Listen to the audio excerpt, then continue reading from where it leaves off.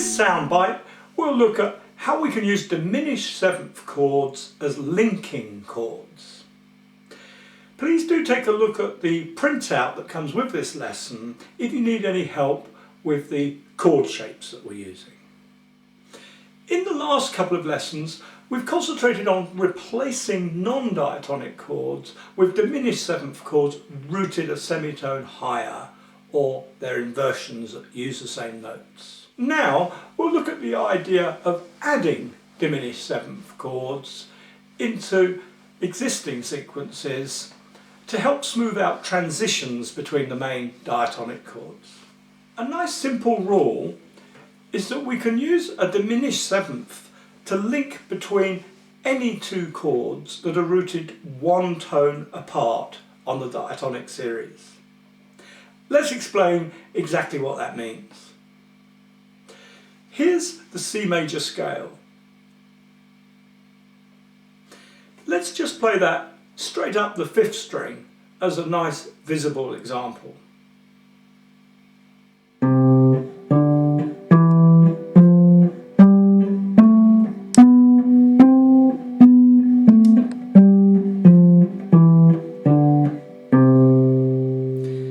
Now if we harmonise this scale, a subject we cover on part 2 of the theory course, we get this series of chords. C, D minor, E minor, F, G, A minor, B diminished triad and C. Remember that no matter what key we do this in, the types of chords always come out in this particular order. Major, minor, minor, major, major, minor, diminished, major. Okay, so a song in the key of C major is likely to be using mostly chords from the diatonic series of C major. What I want you to notice is that I can add in a diminished seventh chord anywhere in the diatonic series where there's a gap of one tone between the chord's root notes. So if we find ourselves playing a chord sequence that has a C major followed by a D minor, for example, we can link those together with a C sharp diminished seventh. So that would sound like this. Or we can do it the other way.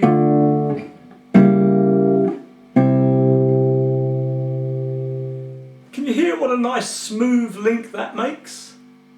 The same would go for the change from D minor to E minor. In this case, a D sharp diminished seventh will work nicely.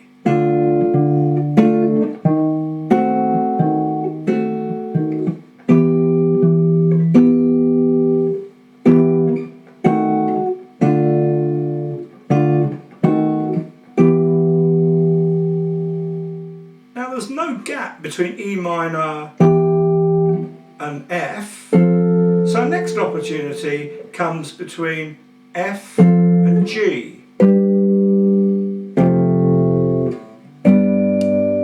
where we can use an F sharp diminished seventh,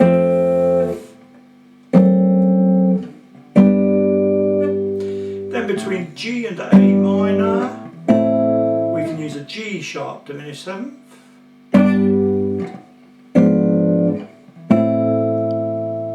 between A minor and B diminished we can use a B flat diminished seventh,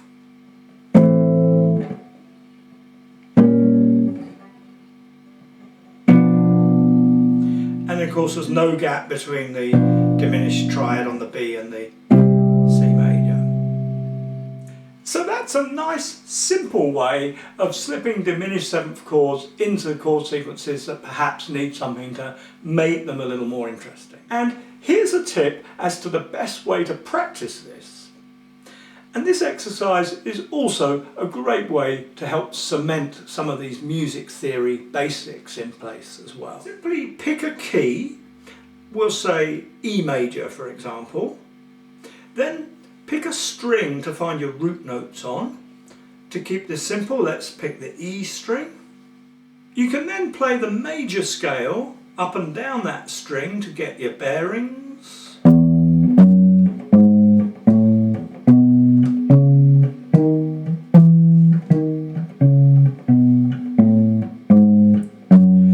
Followed by playing the diatonic series.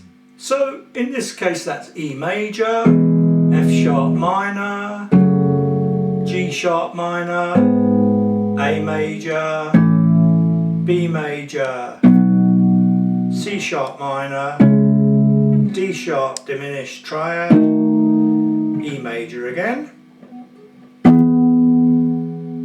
Then play it again, adding in the diminished seventh chords in between the chords from the diatonic series wherever there's a gap of one tone.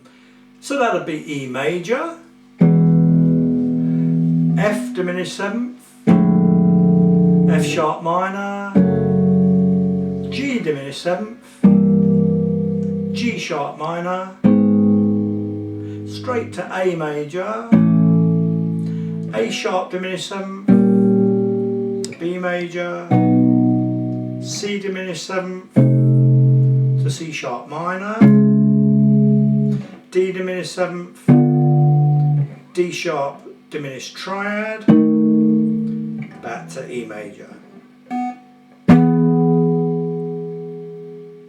You can try this exercise in different keys using different strings for the root notes. For example, let's try the key of B flat using the fifth string for our roots. So then we'd start on B flat major,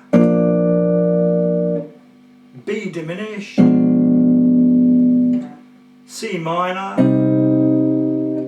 D flat diminished seventh, D flat minor, beg your pardon, D minor, E flat major, E diminished seventh, F major, G flat diminished seventh, G minor,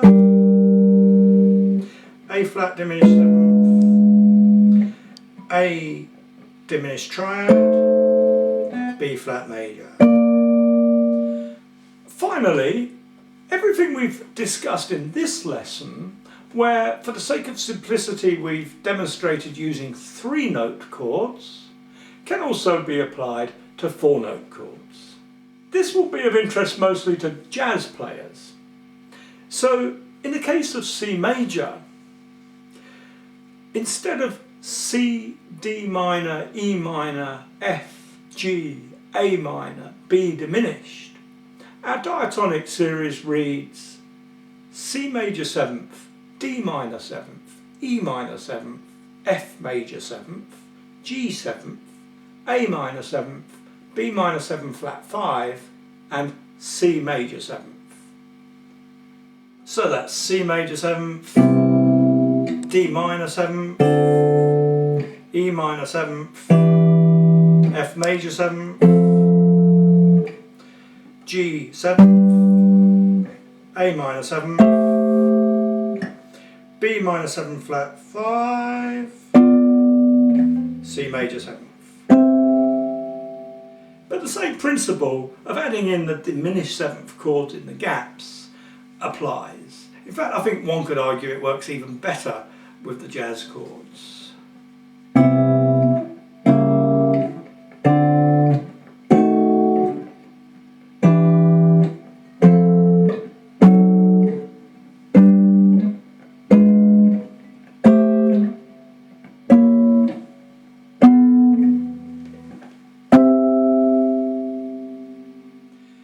If you found this little video useful, please do click on the like button if there is one, or leave a comment. And do feel free to share the video with your friends. And if you'd like to gain full access to all our guitar teaching materials, please do visit the Secret Guitar Teacher site and take a free look round at what's available there. See you again soon.